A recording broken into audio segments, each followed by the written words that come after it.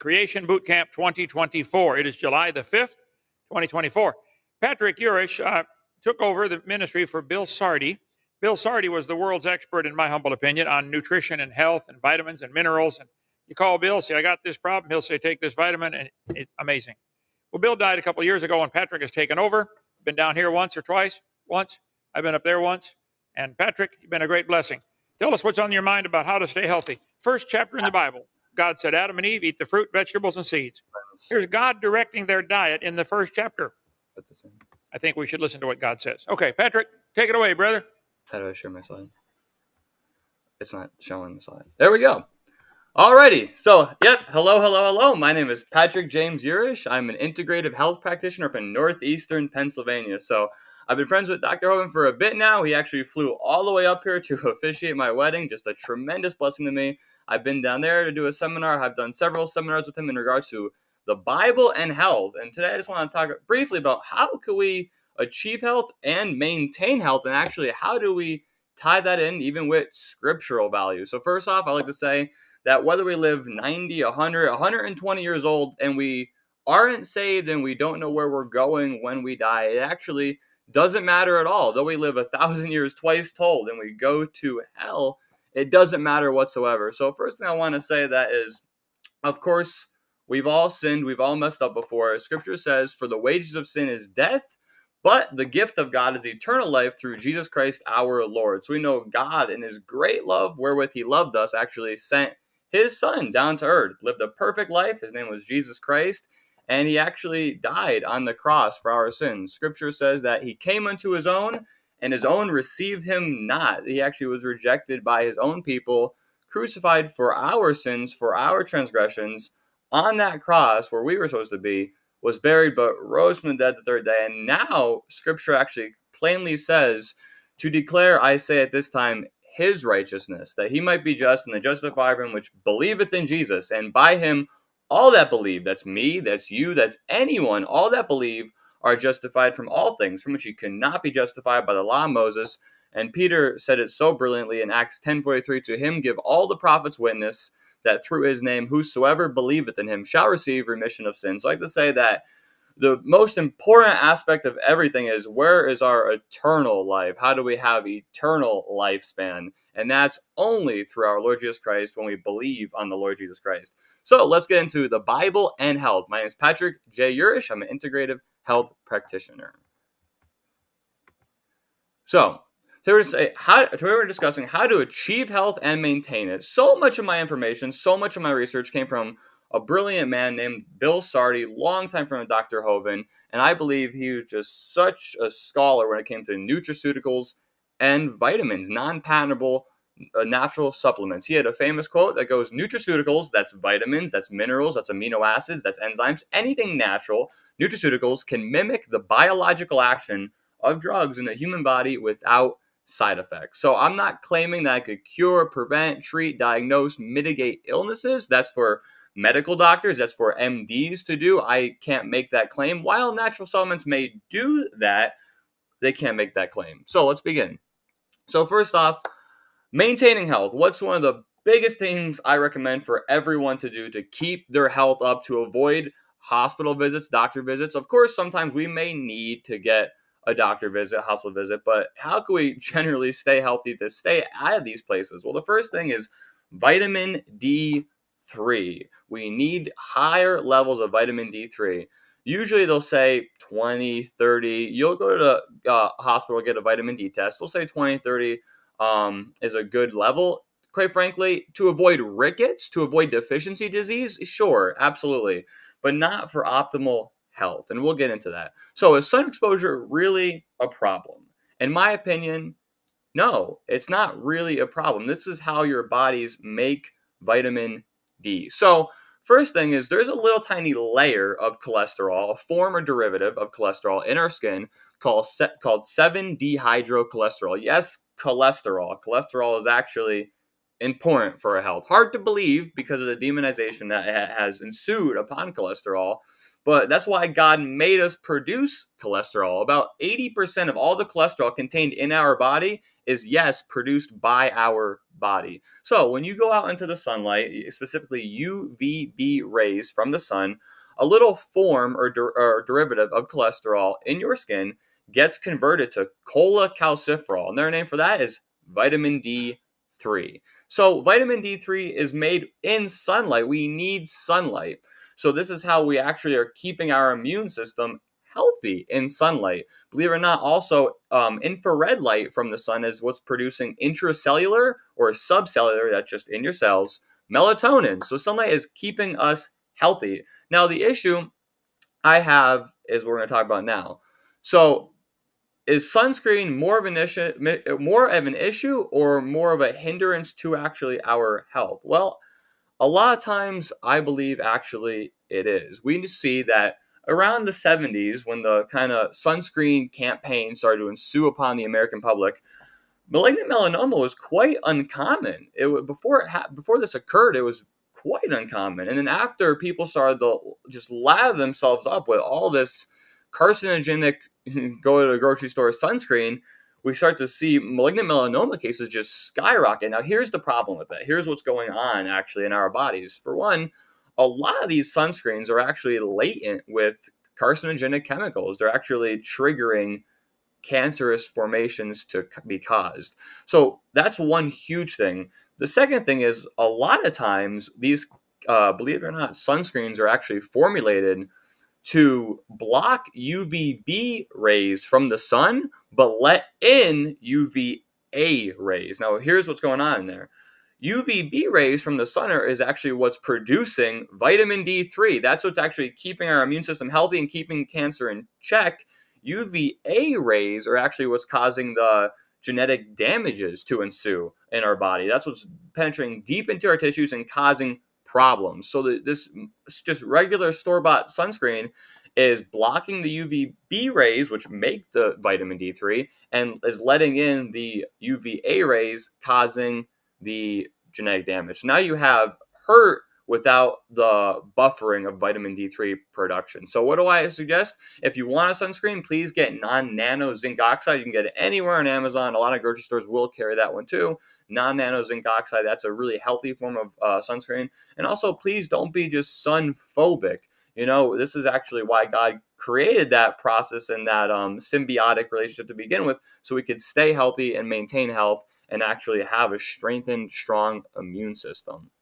So, moving along, in regards to vitamin D3, should we just take any vitamin D? Should we just find any vitamin D3 and just start, or any vitamin D supplement and just start taking it? Absolutely not. You'll often see doctors or physicians will often push or prescribe vitamin D2. This is also called ergocalciferol. Now, the issue with this is it's actually just not the form our bodies make at all. Our bodies make actually cholecalciferol. So vitamin D3 is actually the form that you want to go with. That's the form our bodies make. They either get it from lichen or lanolin from sheep's wool. This is identical to what our bodies make. And the thing is, vitamin D2, ergocalciferol, the form that our bodies don't make, is only about 10 to 30% as effective as D3. And there's way more studies on vitamin D3 than there is on D2. So please, I recommend everyone go with D3. It's not even prescription. You just get it on Amazon, get it at any grocery store, and you'll notice the health benefits. So what does vitamin D3 actually do? What is happening in our body when we take vitamin D3 or we actually get it in the sunlight? Well, or our bodies make it from the sunlight. Well, first off, it's necessary for the utilization of calcium and magnesium. Believe it or not, there's way more dental caries and dental cavities in the winter months. Why is this? Because vitamin D3 is necessary for the utilization of calcium and magnesium. Calcium, magnesium, D3, these are all things that are helping our enamel actually form properly, without which our enamel is not going to form properly, and we're going to have an elevated rise of dental cavities. And that's why we see more dental cavities in the winter months, because we're getting lack or less of vitamin D3. Also influences the expression of more than 1,000 genes. So genes, as we know, they turn off, called gene silencing, or they turn on, called gene expression. This is epigenetics. So genetics is the inherited structure of our genes, whereas epigenetics is the modifiable aspect of our genes, just turning them off to make enzymes, or to stop making enzymes, or turning them on to start making enzymes. Now, vitamin D favorably expresses genes within our body to keep us healthy, keep genes functioning, keep us actually utilizing appropriate enzymes that were supposed to be utilized. So, maintaining health more on vitamin D. How much should one take? Is there a threshold where it becomes toxic? How do we avoid that? How much should we actually be taking? Well, it's usually recommended by most health professionals, most naturopaths, that the minimum vitamin D3 one should be taking is 1,000 IU per 25 pounds of body weight. An example of this would be a 145-pound individual would take around 5,800 IU per day. I usually recommend for all adults 5,000 to 8,000 IU is a good amount to start taking.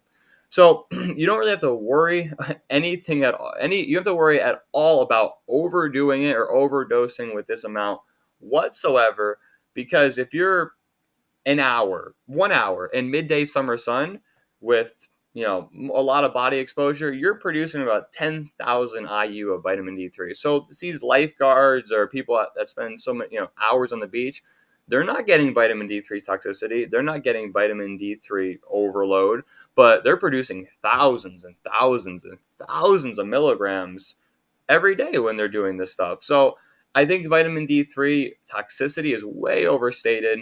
5,000, 8,000 IU per day for adults is totally safe. So what actually should appropriate vitamin D3 levels be? So many people today are vitamin D3 deficient. They're looking at their levels in the teens sometimes, so low. Yes, will that prevent rickets, vitamin D deficiency? Yes, it will. Is it really recommended for optimal health? Absolutely not. It's so simple. If you want to check your levels, you can go down to any clinic right now, have a vitamin D3 blood test done. Your levels should be, if you're a healthy individual, between 40 and 60 nanograms per milliliter. That's just how they're measured. But between 40 and 60 is what your levels should be for optimal health. Now, if you're really you want to get them actually perfectly, 60 to 80 actually I would recommend. And now, if you're dealing with the underlying condition, autoimmune conditions, cancer, any condition that you're just afflicted with, 80 to 99 is perfect for underlying severe conditions. But if you're in 40 to 60 range, that is great. And how do you actually achieve that? Well, 5,000 IU produces 50 nanograms per milliliter. 6,000 IU produces 60 nanograms per milliliter. 7,000 IU produces 70 nanograms per milliliter. I hope you're getting the correlation. 8,000 IU will produce 8 to 10,000 IU will produce 80 nanograms per milliliter. Now, you could go up to 10,000 IU per day for adults. The only thing I will caution people on is if you get a lot of sun exposure, please check your levels to make sure they do not exceed 99 nanograms per milliliter. Continuing on. So, should we ever be cautious? Like I said, absolutely not. These doses of 5,000 to 8,000 IU that you could get anywhere in any store on Amazon, you should not be cautious of that whatsoever. It's just phenomenal for your health. And there's been studies done that the toxic dose, actually, of vitamin D3 is estimated between 1,000 IU to be 1,000 IU per day for at least 1 month. So that is just an astronomical amount of vitamin D3. And that's what was achieved or needed to achieve toxicity. And that toxicity is what's called actually hypercalcemia. So just to touch on that actually for a moment, what actually is going on when you're taking too much vitamin D3? What's actually the threat or the risk if you're taking 100,000 IU per day for at least 1 month? Well, the threat there is something called hypercalcemia. That's too much calcium in the bloodstream. And what's going on is vitamin D3 is increasing intestinal absorption of calcium from the digestive tract. And then once it's in the bloodstream, it doesn't really have much to do with it unless you add vitamin K2. So vitamin K2, for anyone who's interested in the biology of it, is actually activating two proteins. One is called osteocalcin, the other one's called matrix GLA protein. Vitamin K2 activates, for one, matrix GLA protein. That's what's sweeping calcium from your bloodstream. And then osteocalcin, when that's activated, it actually drives calcium into our bones and our teeth. So how do you prevent hypercalcemia?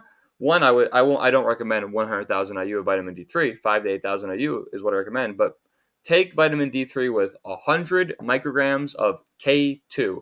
That's preventing the too much calcium in your blood. That will be preventing the arterial plaquing from calcifications, and that will help you prevent dental cavities. 100 micrograms of K2.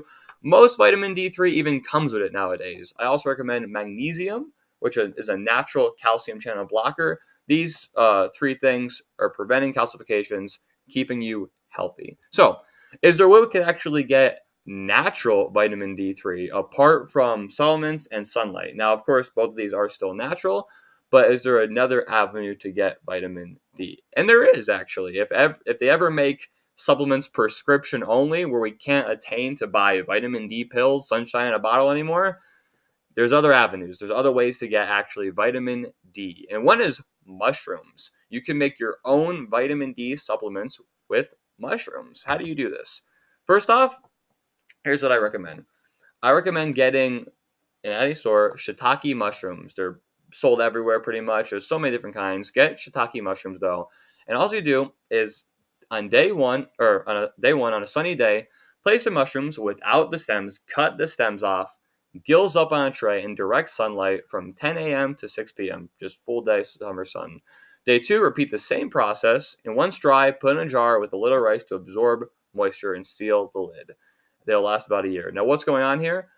When it's exposed to ultraviolet B light from the sun, it's actually making vitamin D. Now, shiitake, the reason why I said that is because they actually make D2 and D3, unlike other mushrooms.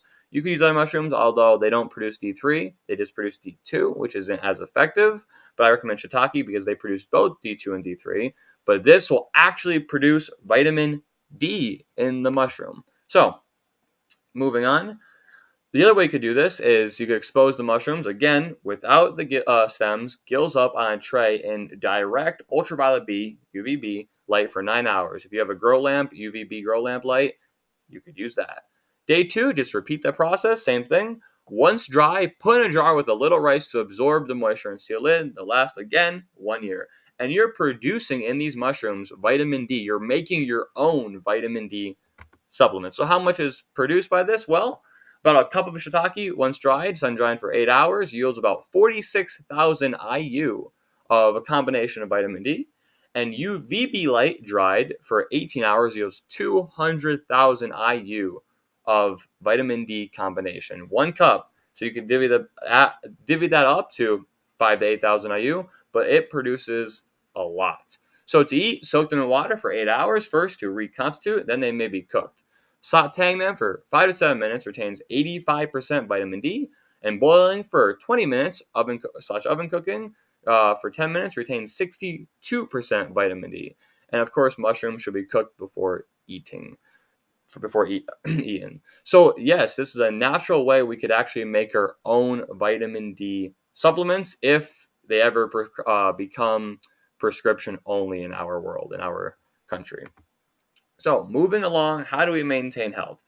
Vitamin C is another must. We have vitamin D. I recommend people take vitamin D, but vitamin C is another must to maintain health. So just to tie in real quick to Scripture, the Word of God, we see very, very long lifespans of biblical men in the book of Genesis, upwards to over 900 years old. Now, what's going on here? Well, if we look at most mammals in this world today, they're producing vitamin C 24/7, 7 days a week, 365 days a year. We don't. Some primates don't. Guinea pigs and African fruit bats don't do it. We don't produce vitamin C. We don't produce vitamin C.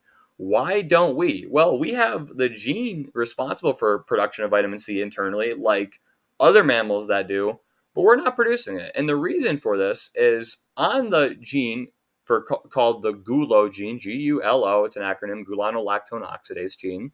On the GULO gene, there's actually a point mutation, or also called a nonsense mutation, inhibiting this gene to produce the complete enzyme. And this is the last of 4 enzymes that converts blood sugar as it passes through our liver to vitamin C. And there's a mutation on the gene. Now, everyone in this world has that same mutation. Everyone, they all have that mutation. So that tells me that there had to be a giant bottleneck in human history for everyone to have the same mutation. And where would this bottleneck have taken place? Well, from an evolutionary mindset, they don't know. They have no idea where it would have taken place. But from a biblical mindset, Noah's flood. Noah's flood was that giant bottleneck where we went to how many people? Down to 8 people. So Noah maybe, or one of his sons maybe, had the gene mutation probably, and it passed it on, or they passed it on to everyone else, and now we all have that same mutation on the GULO gene. Now, if you look at mammals that actually produce vitamin C, they live on average 8 to 12 times longer past the age of physical maturation, past the age of childhood growth years. We don't. We live about 3 times longer past the age of physical maturation. Now, if we would extrapolate that data, and if we produced our own vitamin C, would we be living at least 8 to 12 times longer past the age of physical maturation? I believe so. And I believe this is one clear reason why the biblical patriarchs, the men we see in Genesis, lived such great lifespans. One reason was they're producing their own vitamin C internally. Adam, Seth, Noah, Enoch, they're all producing, of course, Enoch got cut up, but they're all producing their own vitamin C, and it's enabling them, one huge reason why I believe, to live such great lifespans. And we see this within the animal kingdom when they live 8 to 12 times longer past the age of physical maturation when they produce their own vitamin C. One other thing, there's a man by the name of Matthias Rath. He deserves a Nobel Prize. He goes unrecognized, unfortunately. But he wrote a book called Why Animals Don't Get Heart Attacks, But People Do. Bill Sardi would quote this man, but he pretty much stated that animals that produce their own vitamin C don't get blood clot heart attacks like people do. And we're going to get into why this is, and we're going to get into what other benefits vitamin C is doing for people, especially when we take it supplementally. So what does vitamin C do? One, it's a blood thinner. Vitamin C is a natural blood thinner. It will help increase blood flow throughout your body. And we know blood is the life of the flesh, according to scripture. And vitamin C is a natural blood thinner. Now, it will never overthin your blood, such as aspirin. Aspirin overthins the blood. Every time you take an aspirin tablet, you lose about a spoonful of blood. Now, I'm not saying to never, ever, ever take an aspirin. I think in some cases they may be necessary or helpful or beneficial. But every time you take an aspirin tablet, you lose about a spoonful of blood, believe it or not. And there's something called Ray's syndrome as well. We know that aspirin actually depletes vitamin C as well. And there's a little thing Bill Sardi talked about as when a child ill, sick, they have an ailment, their body's using up vitamin C rapidly. And if you give that child an aspirin tablet, he might pass away due to that aspirin robbing the rest of the vitamin C he has. And that's called Ray's syndrome.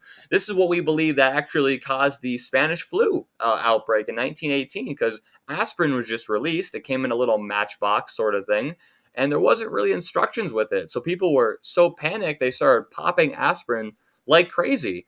And we believe a lot of these deaths occurred due to actually an aspirin-induced epidemic, because aspirin's robbing the vitamin C out of their body needed to fight infections. So, vitamin C, a natural blood thinner. What else does it do? It strengthens blood vessels and regulates lipoprotein A levels. So, to get into that a little bit, where in our bodies do arteries, blood vessels, withstand the most force? Clearly, at our heart. It's always pumping away 24/7, and our arteries are just sustaining so much wear and tear there. Now, what happens is there's something called lipoprotein A, LPA for short, and that comes in and tries to make reparative works on our arteries, on our blood vessels, and that's great. Now, what happens though is LPA is very sticky. It's very sticky. And blood cells, when they pass by, end up sticking to it, and a blood clot ensues a lot of times. So how does vitamin C prevent that and come into place of that? Well, one, vitamin C strengthens blood vessels. So it kind of negates the need for lipoprotein A level or lipoprotein A to begin with. It's strengthening your arteries, it's strengthening your veins, it's strengthening your capillaries, and it's preventing the need for lipoprotein A, a lot of the need, just on it by itself, Another thing is it actually regulates lipoprotein A levels. So to pull it back to Matthias Rath, why animals don't get heart attacks but people do? They're producing vitamin C, and it's strengthening their blood vessels, regulating LPA levels, and they're not getting specifically blood clot heart attacks like people do. So it's just a fabulous, fabulous molecule vitamin. What else does it do? Vitamin C actually will mature stem cells into T cells. So what are stem cells? Stem cells, we all have them in our bodies. They're kind of a blank slate cell. They could differentiate into other cells to make, say, reparative work, or differentiate into other cells to help the body out. So vitamin C actually will mature stem cells into T cells. What are T cells? T cells are actually our memory immunity. They're what's giving our body the chance to remember how to fight specific infections in our body. Such a fabulous mechanism in which God created. However, these stem cells will mature into T cells with sufficient vitamin C levels. So if you want to have a better memory immunity, if you want your body to remember better how to fight specific infections, vitamin C. What else does it do? It reduces oxidative stress. To touch on that real quickly, all our cells breathe oxygen. It's called cellular respiration. In doing so, there's something called free radicals, oxygen-derived free radicals. They're molecules that are missing an electron, and they go around to steal electrons from cells and tissues, and they damage our cells and tissues. Well, vitamin C actually donates an electron to them to quell this ravaging oxidative stress process, and in doing so, spares cells and tissues. So it's a wonderful vitamin. So, continuing along, appropriate forms. The appropriate forms of vitamin C are your ascorbic acid and your mineral ascorbates. Ascorbic acid, that's just what's found very commonly everywhere. It's found in a lot of different foods. Mineral ascorbates are your magnesium ascorbate, your sodium ascorbate, and your calcium ascorbate. Now, I do not recommend supplementing with calcium ascorbate. I don't think we should supplement with calcium ever. I think we should get calcium generally always from our diets, but magnesium ascorbate, sodium ascorbate, ascorbic acid, all very good forms. Food sources. Peppers have a lot of vitamin C. Sauerkraut, believe it or not, has a lot of vitamin C. Acerola cherries have a lot of vitamin C, and also you could buy something called camu powder. If you want a whole food vitamin C, you could buy it on Amazon and stores. It's just a bag of, it's like a fruit, but powder form contains a lot of vitamin C. However, if there's any debate on whether you should go synthetic or natural vitamin C, some vitamins it matters, some vitamins it doesn't matter. Now, I will say with vitamin C, synthetic vitamin C is C6H8O6. That's the chemical formula for such. Now, ascorbic acid found within food sources is also C6H8O6. So it's identical. Vitamin C is vitamin C is vitamin C. And if you get a bag of lab-made ascorbic acid, it's still identical to ascorbic acid found within nature. Not all things are like that. Absolutely not. But vitamin C is one of them. So moving along. Maintaining health still with vitamin C. What's the dosage? Well, when we look at the animal kingdom, we look at mammals that produce their own vitamin C, what they're producing. We conclude that 40 milligrams per kilogram or 2.2 pounds of body weight is a good amount for optimal health, is the minimum for optimal health. So, for example, a 145-pound individual would take around 2,600 milligrams per day. 1 teaspoon equaling around 3,200 milligrams, depending on the granular size. If you have a very fine powder, a quarter teaspoon is equaling 1,000 milligrams. So you could buy, however, though, you could buy 1,000 milligram pills of vitamin C at any store. So that way you know exactly how much you're getting. So they sell 500 milligram pills. They sell 1,000 milligrams pill at any grocery store, any pharmacy, on Amazon. It's very healthy to take. Appropriate levels of vitamin C. Well, due to vitamin C's short half-life, supplementation more than once per day is best and suggested. So vitamin C actually is rapidly excreted from our bodies. It's a water-soluble vitamin. The water-soluble vitamins are vitamins B and C, and the fat-soluble vitamins, the vitamins that solubilize within fat, is A, D, E, and K. However, vitamin C is one of them water-soluble vitamins, so unfortunately, it could flush out rather quickly. So what do? Vitamin C is best recommended at least twice a day, I would say. If you could take vitamin C once in the morning, once at night, that would be great. If you could get 3 times a day, that's even better. Once in the morning, once in the middle of the day at noon, and then once at night. Now, Bill Sardi would even recommend taking vitamin C 500 milligrams a day every 4 to 6 hours for adults actually maintains optimal vitamin C blood levels throughout the day. However, if you could take it more than once per day, that would be best just because it's so rapidly excreted. Now, here's the one caution with vitamin C. Megadose vitamin C may induce loose stool. So vitamin C will in no wise ever harm healthy cells, It actually helps kill unhealthy cells, specifically ones that have a lot of free iron in them through something called Fenton reactions. When these reactions take place, believe it or not, hydrogen peroxide is produced, which is easily handled by healthy cells. They just help degrade it into water and oxygen through an enzyme called catalase. However, unhealthy cells, such as malignant cells, cancer cells, have a lot of free iron in them and they lack catalase. So, apoptosis or self destruction of the cancer cell may be initiated. I'm not saying it's a foolproof thing at all, but it may help. So, however, if you do take a lot of it, though, you may get loose stools, you may get diarrhea from too much vitamin C, in which case I would say taper back or spread it out, or, well, definitely taper back or spread it out and take electrolytes, whether that be coconut water, whether that be an electrolyte powder you bought. Just take electrolytes because when you are having frequent diarrhea, you could just be depleting yourself of electrolytes. However, vitamin C is not harming healthy cells in any dose. You just might get loose stool diarrhea, in which case you just take electrolytes and taper back the dosage or kind of spread out that frequency. Just make sure you take the electrolytes. So, moving along, maintaining health with zinc. Our third one is zinc. We have vitamin D, we have vitamin C, and we have zinc. So, what does zinc do? Where is it found? How does it help us? Well, some food sources of zinc we see are red meat is quite high in zinc, shellfish is quite high in zinc, and pumpkin seeds are quite high in zinc. Now, I will say it's sometimes still hard to get sufficient amounts. I still do recommend supplementing with such a mineral. So what's the appropriate form of zinc? We go to a grocery store, we go to a pharmacy, we're looking on Amazon. Where do we get appropriate forms of zinc? So a lot of times, unfortunately, a lot of zinc supplements will actually contain very poorly very poorly absorbed forms of zinc just because they're cheaper. And one of them is zinc oxide.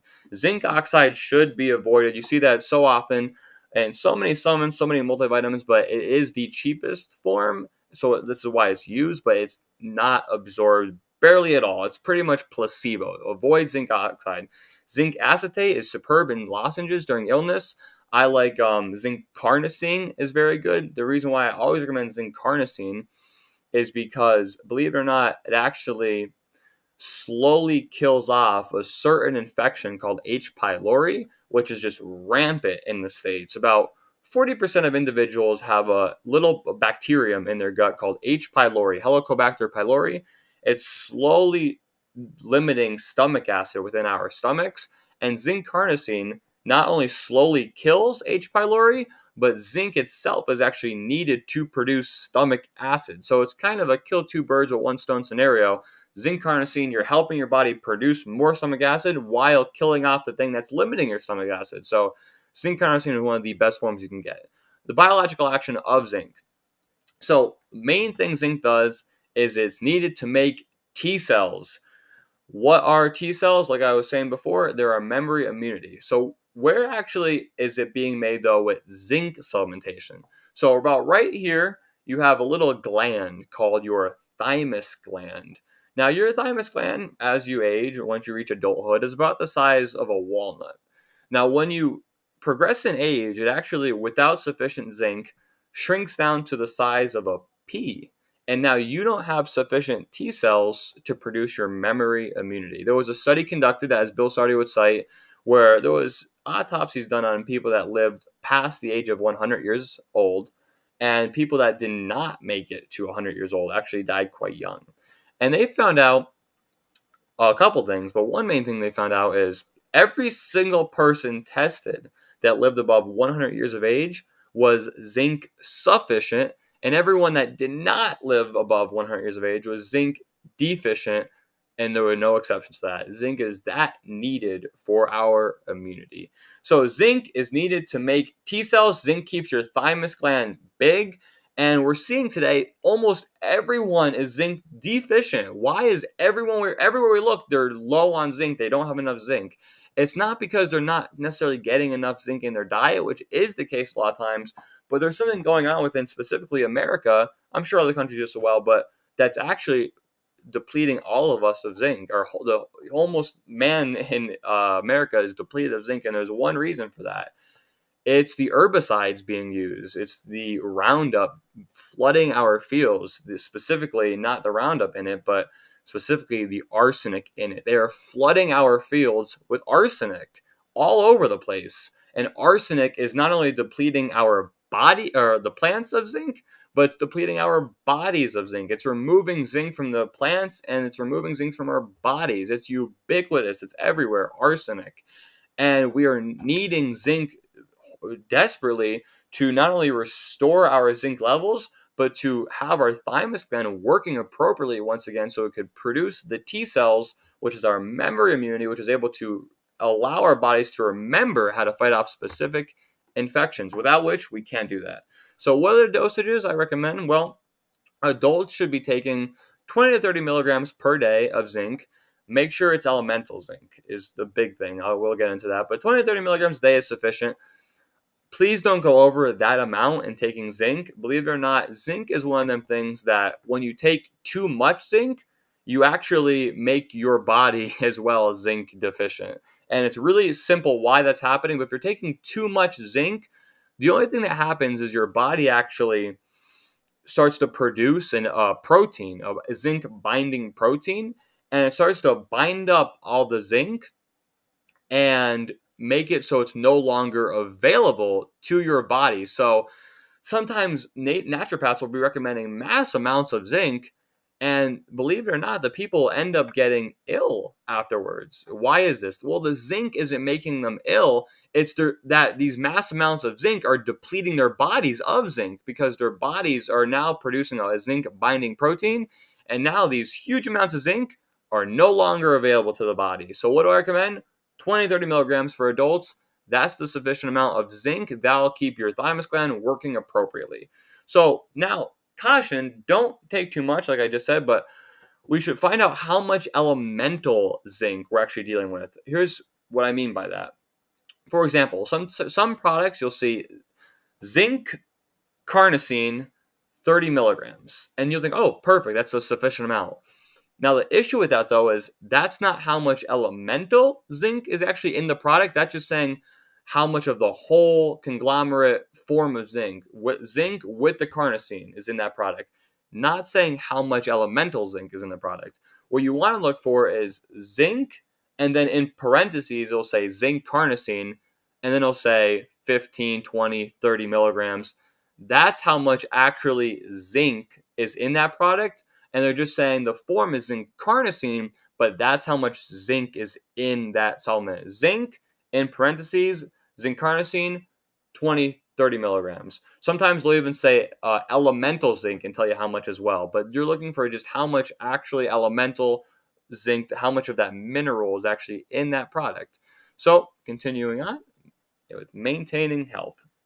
Another thing that's just so crucial to maintain health, the fourth thing we come to is magnesium. Magnesium is so beneficial to the human body.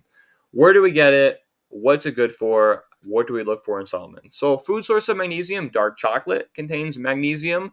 Leafy green vegetables will contain sufficient, or at least higher sources of magnesium. Again, pumpkin seeds will contain magnesium, and avocados will contain magnesium. So if we want to start off by maybe not getting it from our diet, which I do recommend, obviously whole foods, but unfortunately, again, it's hard to get sufficient amounts from food sources these days due to mineral depletion within our soils. However, if you want to go to the grocery store, to the pharmacy, on Amazon to look for a good magnesium supplement, what do I recommend? So, forms to avoid, forms that are not the most beneficial, advantageous to our bodies, is magnesium oxide, magnesium carbonate, and magnesium sulfate. These forms are not the most beneficial to our bodies. There are more beneficial forms. These forms would look like magnesium citrate is very good. Magnesium malate is very good. Magnesium glycinate is very good. Magnesium threonate is very good. So there's many forms of magnesium. They're all very good. Magnesium aspartate I wouldn't recommend. Magnesium oxide I wouldn't recommend. Carbonate, sulfate, these are forms I wouldn't recommend. The other forms, such as magnesium glycinate, is a very popular one. I do like that one a lot. They're totally good, totally fine forms of magnesium. So what is magnesium doing in our bodies? What is magnesium actually beneficial for? Well, the first thing is magnesium. The element magnesium is actually required to make ATP. What is ATP?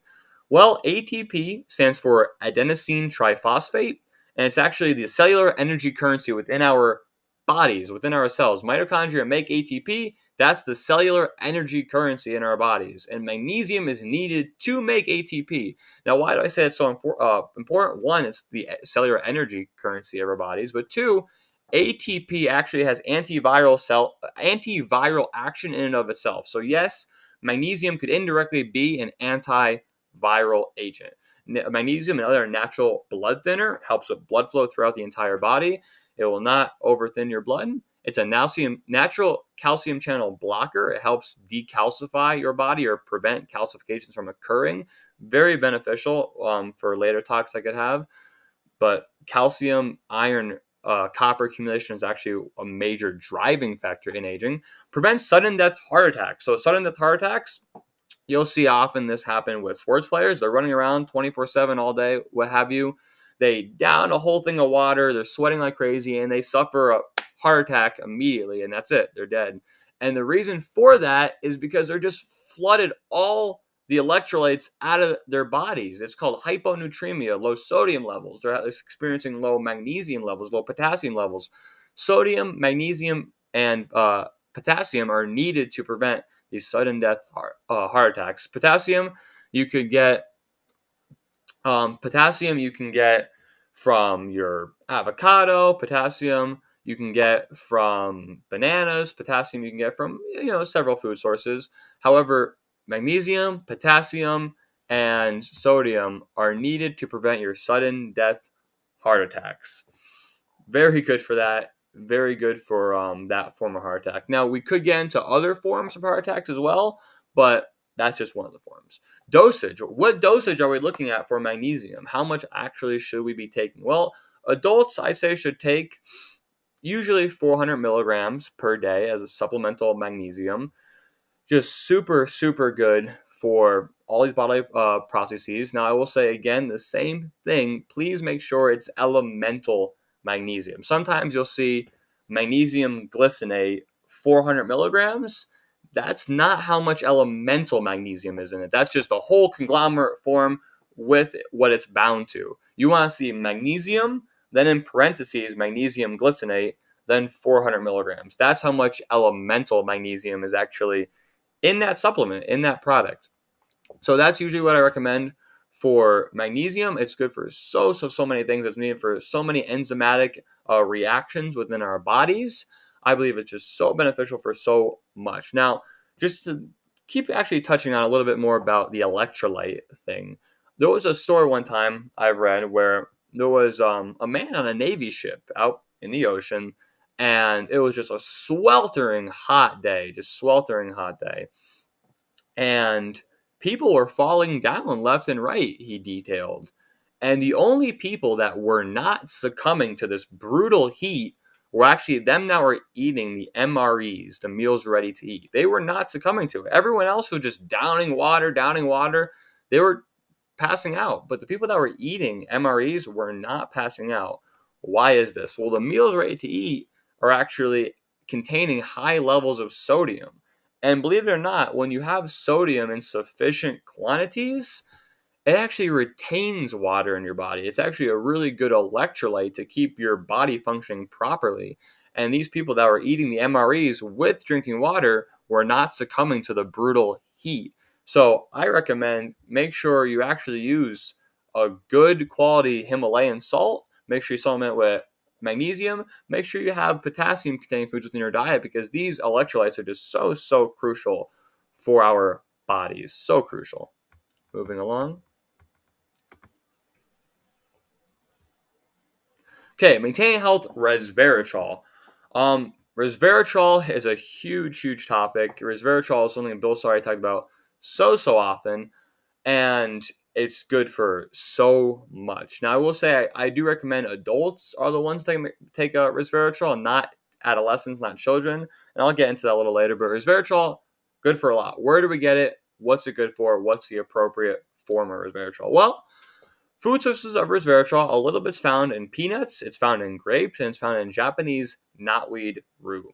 The appropriate forms of resveratrol are mainly trans resveratrol. You want to see something called trans resveratrol. That just means that it's the most bioavailable form.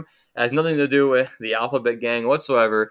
It's just the most available, most absorbable form of resveratrol we could buy. So what is resveratrol actually doing? What is it good for in our bodies? Why did Bill Sari talk about it so much? Well, again, resveratrol is another natural blood thinner. Now, I will say, just so everyone knows, there's 5 natural blood thinners, actually thin your blood. There is fish oil, garlic, magnesium, vitamin C, and resveratrol. That's fish oil, garlic, magnesium, vitamin C, and resveratrol. Now, I will say, even if you're taking all 5 of these, you have no concern for thinning your blood at all. They don't ever over thin your blood, you have no concern for over thinning your blood. You have no concern for over thinning your blood at all. They'll never ever over thin your blood, even if you combine them all every day. They are not over thinning your blood like a drug would, like a pharmacological agent would. They're just naturally keeping your blood in a thinner state to help with blood flow. We don't want our blood thick. When your blood is thick, it causes so many issues. We want your blood flowing naturally well throughout your body. So resveratrol helps with mood, inhibits pathogens from sticking to the stomach lining, helps inhibit cancer at all 3 stages, disrupts spike protein, and helps with osteoporosis. So just to touch on a couple of these, helps with mood. How does it help with mood? What is it actually doing? Well, it's just incredibly fascinating how it's actually helping with our mood. Resveratrol, something that's found in grapes, is helping with our mood. Now, how's it doing that? Well, we have something in our brain called MAO. It's called monoamine oxidase. Now, monoamine oxidase, it's in our brains, MAO, it keeps a lid on dopamine. Now, some people have too much MAO, and certain times we could have too much MAO, and where we're degrading dopamine too much and we're experiencing no motivation, no energy, fatigue. It could be because we're having too much MAO in our brains and it's degrading dopamine too much. Actually, elderly will have MAO get too frisky, it'll rise too much as they age, and they notice that their dopamine keeps going down, and their sometimes motivation or lethargy will ensue upon them. So what's resveratrol to do with this? Resveratrol actually is a natural MAO inhibitor. It actually inhibits or lessens MAO in the body, monoamine oxidase, so dopamine can naturally rise more. So if you're taking resveratrol, you're going to naturally increase dopamine levels within your body, and naturally you'll in turn increase your mood. You'll increase your motivation. You'll increase your energy levels just by taking resveratrol. So resveratrol inhibits pathogens from sticking to the stomach lining. We think of cranberry, for example, how cranberry will actually inhibit UTIs, urinary tract infections, by stopping pathogens from sticking to the urinary tract walls. Well, resveratrol actually inhibits pathogens from sticking to the stomach lining. Just totally phenomenal. It helps inhibit cancer at all 3 stages. Now, I'm not claiming a cure at all, but resveratrol may offer help if you're dealing with cancer. According to Bill Sardi, he wrote a lot about this as well. And it disrupts spike protein. We know spike proteins from a certain thing that occurred some years ago. Resveratrol is a natural spike protein disruptor, and being also a natural blood thinner, it could help mitigate clots within our bodies. And the other thing is it helps with osteoporosis. This is huge. Bill Sardi would talk about this so much. But women that are postmenopausal, you ask so many women that are dealing with osteopenia after postmenopause or osteoporosis after postmenopause, ask them what they're lacking after their diagnosis. They're going to all say calcium. We're lacking calcium, of course. They are not lacking calcium. Usually people that have osteopenia, osteoporosis are not lacking calcium. They were fine on calcium all their life, and now all of a sudden they just need so much more calcium. That's not what's going on. What's happening is after menopause, the reason why so many women develop osteopenia, osteoporosis, is because their estrogen levels are crashing. Their estrogen levels are plummeting. And estrogen is what sends the signal to hold calcium in your bone. And now they're not having sufficient estrogen levels, and calcium is being lost from their bone. That's why when we say thinning of the bones, it's not really thinning. It's more like a honeycombing effect inside their bones. It's cracking up. They're losing calcium. And where's that calcium going? It's leaching into their arteries. It's stiffening their arteries like a statue. This is why women who take calcium supplements usually have a greater risk for a heart attack, because that calcium isn't directed to their bones because they don't have estrogen. They don't have sufficient estrogen, I should say.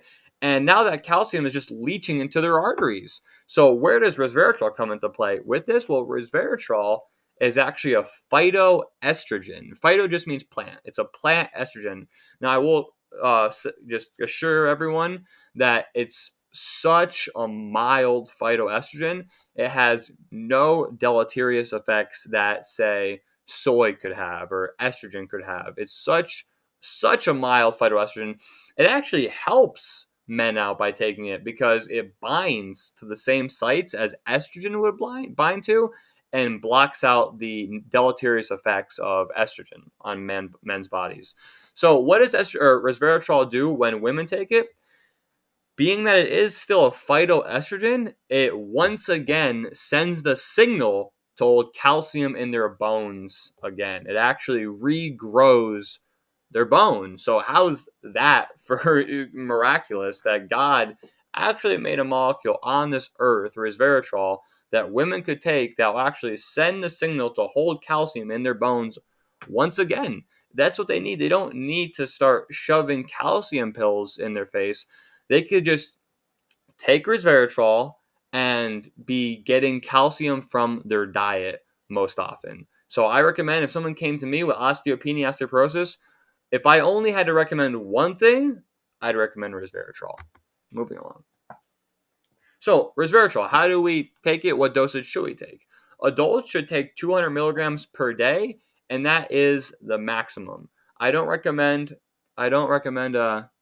going beyond 200 milligrams a day with resveratrol, because it is in a class of nutraceuticals called polyphenols. Poly just means many. Phenols are compounds plants produce to protect them against invaders. Many of these polyphenols. Now, polyphenols, when you take too much, they actually have a counterproductive effect. Polyphenols are curcumin, resveratrol, quercetin, fisetin from strawberries, quercetin from red apples, resveratrol from grapes, curcumin from turmeric. When you take too much, it has a way counterproductive effect. So 200 milligrams per day of resveratrol is the max. However, if you want to mix polyphenols together, take quercetin, take resveratrol, take fisetin, then you can go up to 350 milligrams a day if they're mixed. If you have mixed polyphenols, you may go up to 350 milligrams per day, and this is all just for adults. Moving along. during times of illness. Now, I want to briefly touch on just a couple illnesses, some general illnesses. What can we do if we have an ailment? Do we have to just book it to the doctor right away, book it to go get drugs right away? Or actually, is there just something small we could do naturally to help with our ailment? Is there something that we could do to just not have to get a prescription, but just go down to the grocery store? Well, I believe there actually is. So during times of illness, what do I recommend for adults? So first sign of an illness, very first sign of an illness, soon as you get the sniffles, please do this. Immediately start taking 50,000 IU of vitamin D per day for 5 days. You could buy a bag of 50,000 IU pills. You could buy a bottle of 50,000 IU pills. And all you do is just keep them on the shelf. Just put them in your cabinet, keep them on a shelf. And every time you're sick, take it out and take one 50,000 IU pill every day for 5 days. Of course, we should already always be taking 5 to 8,000 IU of vitamin D3 per day for adults. However, in addition to the 5 to 8,000 IU per day of vitamin D3 for adults, when you're sick, do this. What does that do? What does it do when you take 50,000 IU of vitamin D3 per day for 5 days? Well, believe it or not, when you start doing these high doses of vitamin D3, it actually starts to create in your body natural antibiotic peptides, which are able to quell viruses and bacteria while overcoming germ resistance. These peptides that are naturally produced in your body, pathogens can never and will never become resistant to them. Pathogens cannot become resistant to natural modalities. I'm not quite sure why this is, but amoxicillin, penicillins, the cillins, the antibiotics, the pharmacological agents, antibiotic resistance is setting in. It's slowly ensuing upon everyone. And these antibiotics, there's going to come a time where antibiotics do not work. There will come a time when antibiotic drugs are not going to work anymore. They're slowly becoming resistant to them. And we're going to have to go back to the natural modalities. One thing, vitamin D3, it's known to actually even stop a stuffy nose or running nose like that when you start taking high dose vitamin D3. It's creating natural antibiotic peptides. Antibiotic, it just means that against. Biotic, it's against the life of bacteria. Peptides are just short chains of amino acids. It's producing these things called catholicitins, and they're quelling viruses and bacteria that are in your body. It's just a phenomenal modality to use against illness. Another thing you can do is vitamin C. I recommend when you're sick to do a high dose vitamin C. Vitamin C actually is effective against so much when you take it in higher doses. And Andrew Saul said, who was a very prominent vitamin C researcher, said take enough C to be symptom-free, whatever that amount may be. So we look at a goat, an adult-sized goat, or we look at a mature goat, the size of an adult human.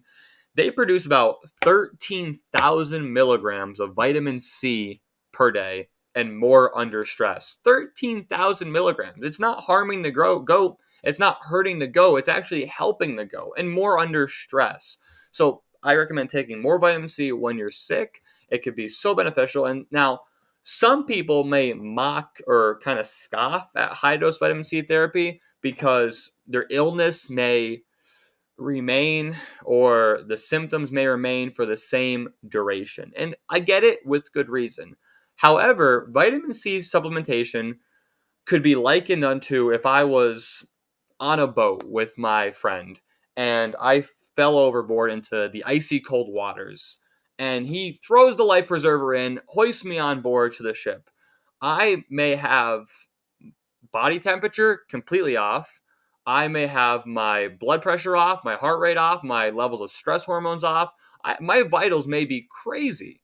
However, I'm on the boat. So saying that because my symptoms are still bad, the life preserver just didn't work then. Well, absolutely not. The life preserver still worked because it saved my life. Even though my symptoms maybe still be there, even though I still might have my vitals may be really off, the life preserver worked because it saved my life. And the same could be said with vitamin C. Even though symptoms may still progress, even though the duration may still be the same, vitamin C supplementation really dramatically reduces mortality. It dramatically reduces the chances of succumbing to the illness that you're dealing with. It reduces the mortality rate. So vitamin C, whether you have the same duration or whether you have the same symptoms throughout the duration, don't be discouraged. Vitamin C is helping tremendously within your body to fight that infection.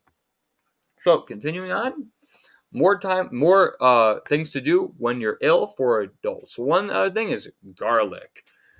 Garlic is just a phenomenal modality that God has just blessed us with on earth, that is one of the strongest natural antibiotics known to man. So what do I recommend when you're sick? I recommend 1 to 3 garlic cloves per day, 1 to 3 times per day. Super simple. All you do, say you want to just do 1 clove 3 times per day. Take the clove, get a garlic press it so it's mashed, and eat it with a spoonful of honey, eat it on a taco, eat it with chips and salsa. Any way you can get it into your system, just don't cook it. Cooked garlic is still very healthy for us. Cooked garlic is very healthy for us. However, cooked garlic destroys the allicin. So what is allicin? When you crush a fresh clove of garlic, there's a little enzyme called alliinase that mixes with another molecule called allicin, and it produces allicin. And allicin is that molecule that's been studied for so many purposes. Garlic itself is such a strong antimicrobial, and it helps kill funguses. It helps kill virus. It's an antiviral. It helps kill bacteria. It's anti-cancer. It's just so good for us. Garlic. I recommend, if you're really sick, 1 to 3 garlic cloves 1 to 3 times a day, just to help combat that illness. The Romans, believe it or not, they would go into war chewing garlic cloves. After they would conquer a territory, one of the first things they would do would be planting garlic. That's one of the reasons why soldiers succumb to their illnesses so often isn't necessarily the wounds they succumb to their wounds so often isn't necessarily because of the wound per se. A lot of times dysentery sets in, and garlic is fighting dysentery. So it's just a profound modality here on earth. I mean, if you look at something called the Ebers Papyrus, I believe it was found in Egypt. It's very, very old. It's a medicinal manuscript. I think, if my memory serves me correctly, garlic was mentioned around 25 times on this one little manuscript. It's just been known throughout history. People have known how potent garlic was. Garlic is shown actually to help fight against anthrax better than some prescription drugs. It's that powerful. And we've known this, but in recent modern times, we've lost this. It's shown to abolish Lyme disease as well. Same with resveratrol, I might add. These are just natural modalities that not only are so beneficial in times of fighting illnesses, but illnesses, bacteria, pathogens cannot become resistant to these ever. So if you're sick, please take garlic. It's a wonderful thing. It could help prevent the incident of pathogens and also the progression of illness. So another thing is oil of oregano. Oil of oregano is another modality that just such a good natural antibiotic, so effective when you're dealing with any illness at hand. My mother-in-law had a gallbladder attack, and she was starting to get really ill from it. She started to believe it got infected. She started on oil of oregano pills, and it subsided quite rapidly. No antibiotics needed. Bill Sardi, I believe, actually had a gallbladder attack, and he's believed to have infection started to come from the gallbladder attack, subside it with oil of oregano. It's that powerful. So what do I recommend if you have illness at hand? 2 to 4 oil of oregano pills 1 to 3 times per day. A wonderful natural antibiotic, helps to fight infections really well. Vitamin C, vitamin D, garlic, oil of oregano. These 4 are just so phenomenal to help with infections. Oil of oregano is actually known to help kill anthrax as well. It's shown to kill yeast infections, E. coli, salmonella. It's helped fight so many different things. If I could add one other thing too, these really help across the board with pathogens.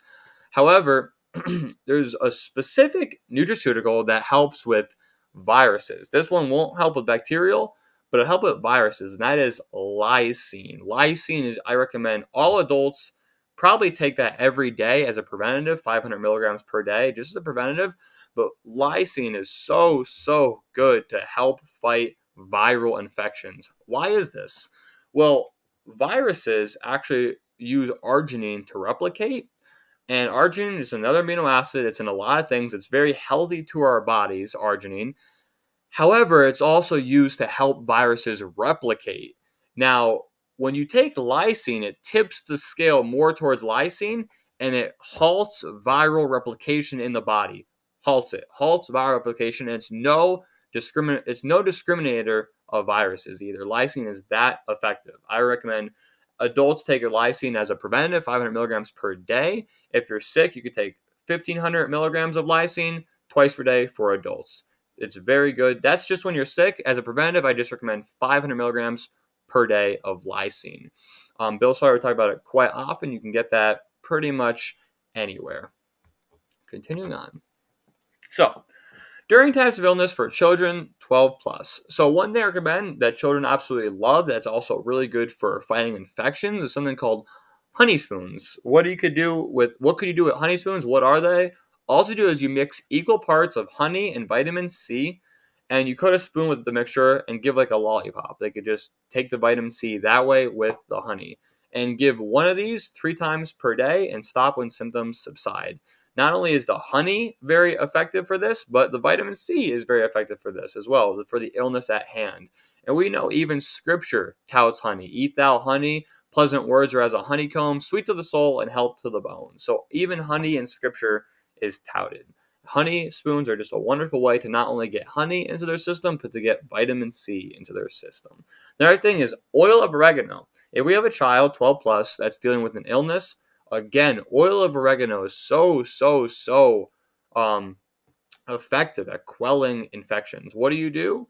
1 to 2 oil of oregano pills, 1 to 3 times per day. Again, helps kill anthrax. It's that powerful. Shown to kill yeast infections, E. coli, salmonella, and of course other pathogens as well. It's just a wonderful natural antibiotic that pathogens will not become resistant to.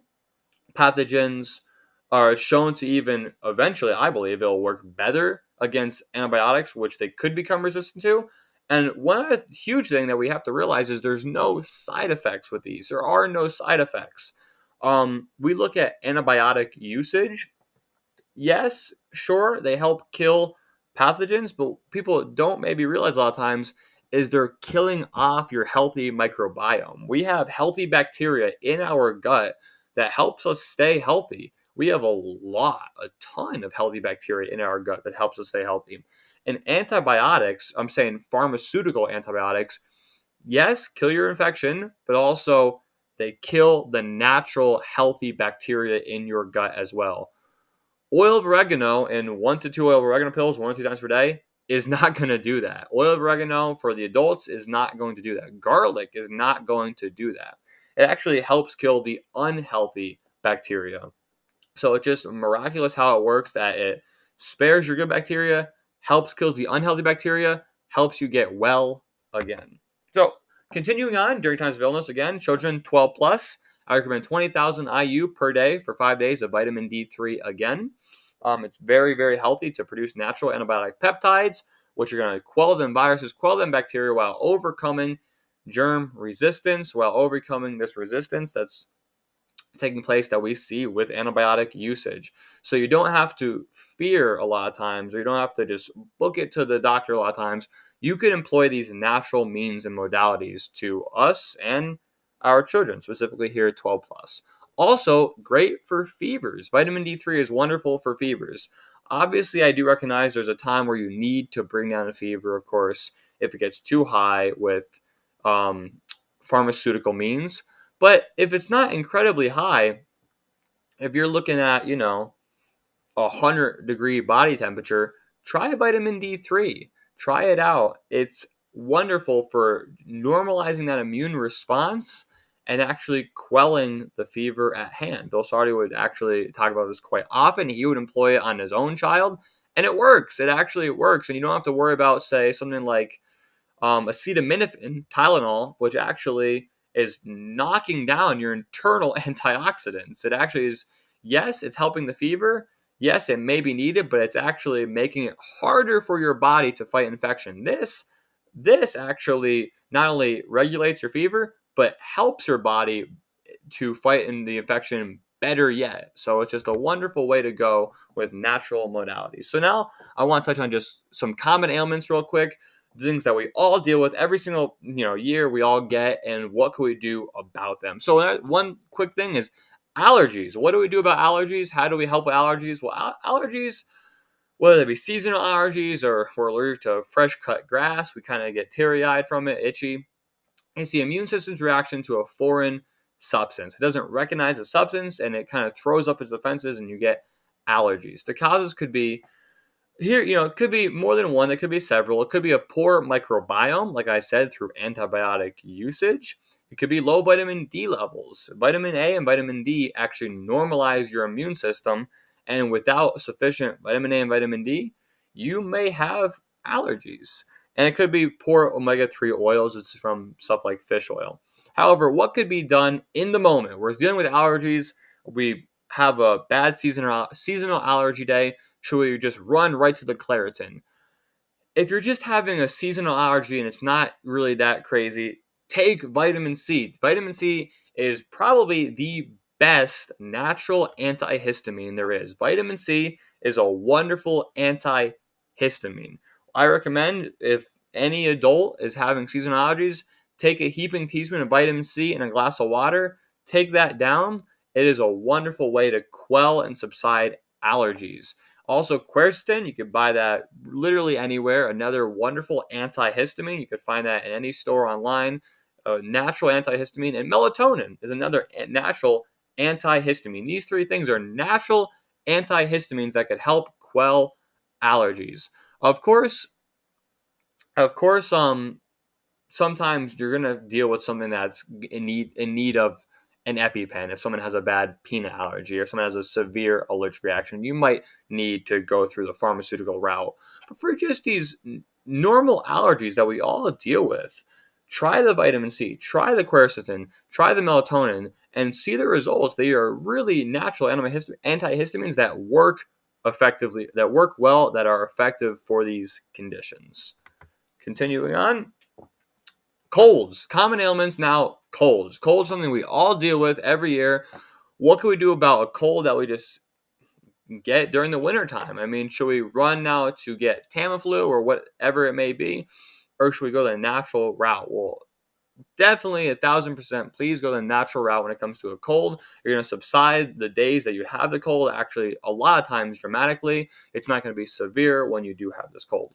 So vitamin C, a teaspoon every 3 hours is a wonderful way to just flood your body with vitamin C, which is being used rapidly to fight the infection.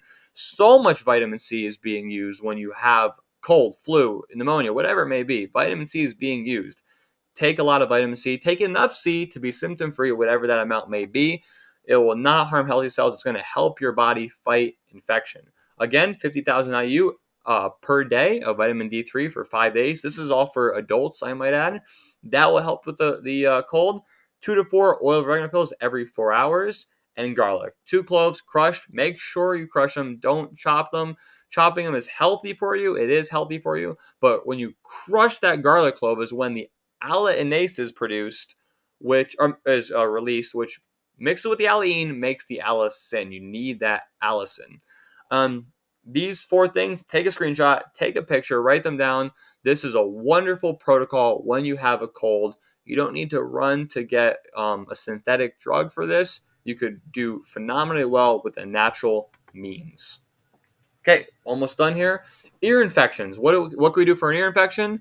We all deal with these sometimes. Do not wait for an infection to resolve on its own. Please do not wait. Sometimes if it does get bad, you might need a pharmaceutical. But if you catch this early on, we could do something about it. We totally could. A lot of times, it actually will resolve quite rapidly on the natural means. So what you could do, hydrogen peroxide. All you do is instill a few drops of 3% food-grade hydrogen peroxide to each ear. That's all you do. Please, I will say, don't get the hydrogen peroxide we have in black bottles in pharmacies and grocery stores. Don't buy that stuff, please. If you want to use that as a natural cleaner on surfaces, that's fine, but don't buy that stuff to use internally, because there are actually sometimes stabilizers in that product. Go to Amazon, type in food grade 3% hydrogen peroxide. It'll come right up. It's still a few drops in each ear. Amazing for quelling ear infections. Another thing you could do if you don't want to use hydrogen peroxide, all you do is take a garlic clove, chop a garlic clove in half, or you could do it in half or in 3 equal pieces. Wrap the garlic clove in a cheesecloth and just stick it in the infected ear.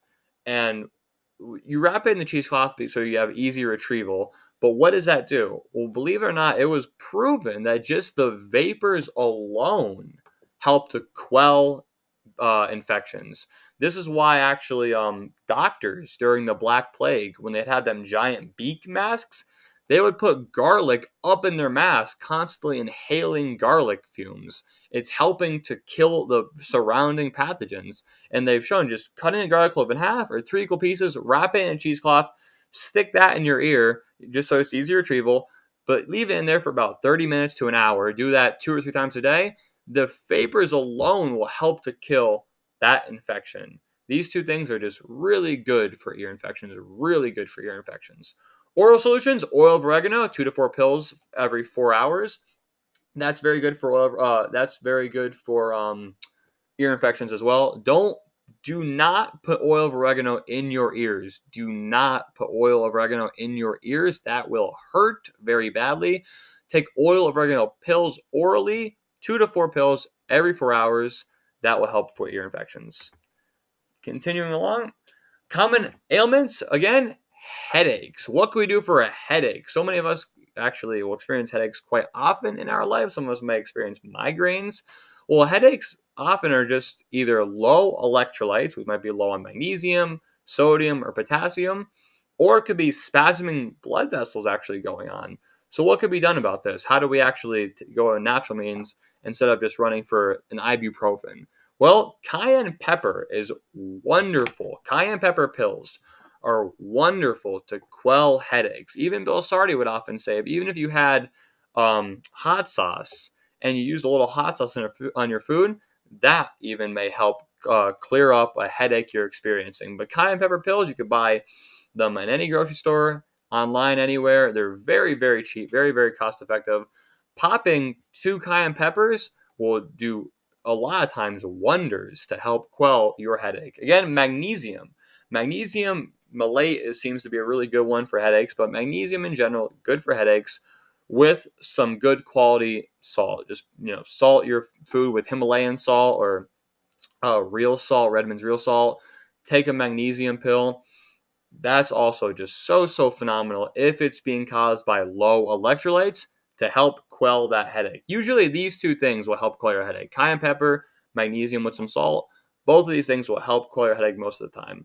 Something else you could do, though, if you want to just try something else to maybe numb up a migraine, a headache that may be at hand, white willow bark extract. This is actually white willow bark is where aspirin was actually formulated from. Obviously, aspirin is a drug, but willow bark is actually where aspirin is coming from or formulated based off of. But white willow bark extract in natural form is another good nutraceutical to help quell your headaches. But I recommend everyone keep a bottle of magnesium, keep a bottle of cayenne pepper on hand. These 2 things really, really good to help quell headaches. Continuing on, stomach aches. What can we do about stomach aches? And we all deal again with stomach aches from time to time. If you suspect you eat out and then quite rapidly you develop stomach pain, stomach upset, nausea feeling, it might be food poisoning. You might be dealing with food poisoning, in which case activated charcoal. You can get activated charcoal right on Amazon. That's something that will help actually bind to what's causing this food poisoning, the toxins that were in that food, and take it right out of your body. So charcoal is very good for food poisoning. Oil of oregano and apple cider vinegar, 2 are things that are good for suspected food poisoning. Now, I'm not saying stomach upsets in general here, just suspected food poisoning. You just ate out and you're developing stomach pains fast. Try these modalities. They're very effective. General stomach upset. What could be doing with general stomach upset? Well, mint and peppermint tea, phenomenal, but add 1 teaspoon of ginger powder. Usually that will help quell a lot of stomach upsets. If you deal with constant stomach upset or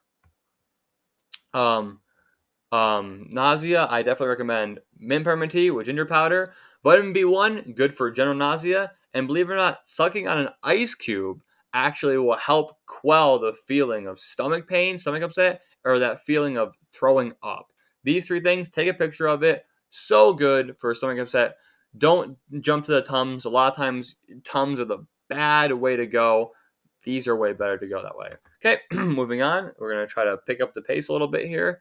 Stomach upset, if you have diarrhea, just go on the brat diet. That's green bananas that are fried, rice, applesauce, and toast. These actually will help quell loose stool symptomology, vitamin B1 and zinc as well. Very, very good for diarrhea. These 3 things, that little diet just to stay on until your diarrhea subsides with vitamin B1 and zinc, very good for that. And stay hydrated. If you have diarrhea, please stay hydrated with coconut water, with some electrolytes, because you're losing electrolytes through these means.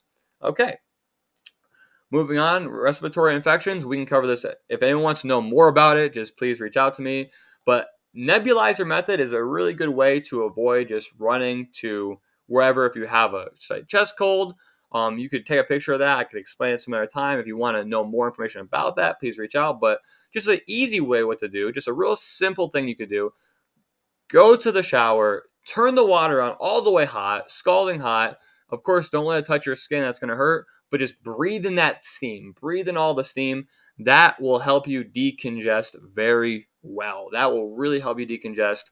Don't let it hit your skin, of course, but breathing in that steam is going to help you decongest and cough up that mucus. If anyone does have more questions about the nebulizer method, please reach out to me. I can explain the slides in depth and help you do that safely. But anyway, a couple things that are just good for respiratory infections, chest colds that Bill Sardi would often recommend. NAC and inositol. NAC and inositol, both very good. You can get these, again, literally anywhere. But NAC and N-acetylcysteine, it's a natural, totally natural lung expectorant. It helps you decongest. And inositol, a totally natural lung surfactant. These 2 things help you decongest very well. That combined with the shower steam, you're going to really help your body fight that chest cold. Lysine, again, like I said, it will help quell viral infections in the body. Just be cautious. Lysine is not for bacterial infections. It's for viral infections. I still recommend doing lysine, of course, but more so for bacterial infections would be your garlic, your oil of oregano. All right. Generalized anxiety. This is something I just wanted to reach out or say something quick about because it seems like I get so many calls, so many just emails in regards to anxiety or stress. What can be done about it? What do I do for that? Usually there's so many things people could say. There's so many things you could try out. Some things to try out, some things to just see if they help for you. This is for adults, I might add, but lemon balm, as directed on the bottle, that's very good for actually helping increase GABA in your system, which is just a very inhibitory neurotransmitter. It helps literally calm down your brain, calm down crazy thoughts. And inositol, very good anti-anxiety nutrient. Bill started called the bomb shelter vitamin. That's very good if you're dealing with anxiety. And theanine. Theanine actually was another thing that Bill Sardi said was just a wonderful anti-anxiety supplement.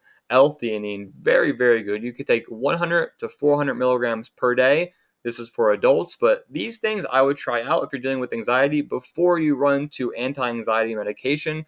Try the natural means out. I can explain to anyone why these medications are deleterious to one's health.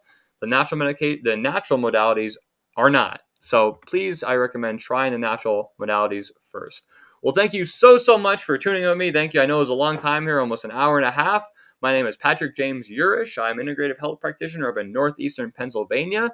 If you want to just learn more about me and what I do, my work, my website is yurishihp.com. That's yurishihp.com. And if you want to reach out to me, my email is yurish.ihp@gmail.com. My number is 570-814 5059. Please reach out with any questions whatsoever. I love to help people to the best of my knowledge. So thanks so much. Hope everyone enjoys boot camp, and God bless. Well, thank you. Thank you. That was awesome, Patrick. Anybody learn anything to help you stay healthy? If you got any questions, call Patrick. I'm telling you, he's amazing. When you get some kind of illness or question, call Patrick. He'll know.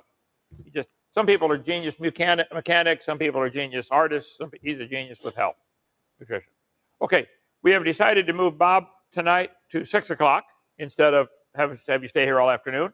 Who has not had the outside tour yet? I see just you three back there. That's it. We can go in the Jeep right now, take the tour of the place. And also I found out it's Joseph's birthday today. I think we should sing 21 again. It's my anniversary, actually. The anniversary of your birthday. Yeah. Okay, the birthday was only one time. Yeah, anniversary. So let's sing the Dinosaur Adventure Land birthday song to Joseph. You know that one? 1, 2, 3, 4. This is your birthday song. It isn't very long. Happy birthday, brother. Yay. All right. The black Jeep for you folks. If you want to hop in out there, we'll take the tour. And the rest of you will see you at 5 o'clock supper. You can go swimming, go boating, take all the fishing if you want. And see you at 5 o'clock.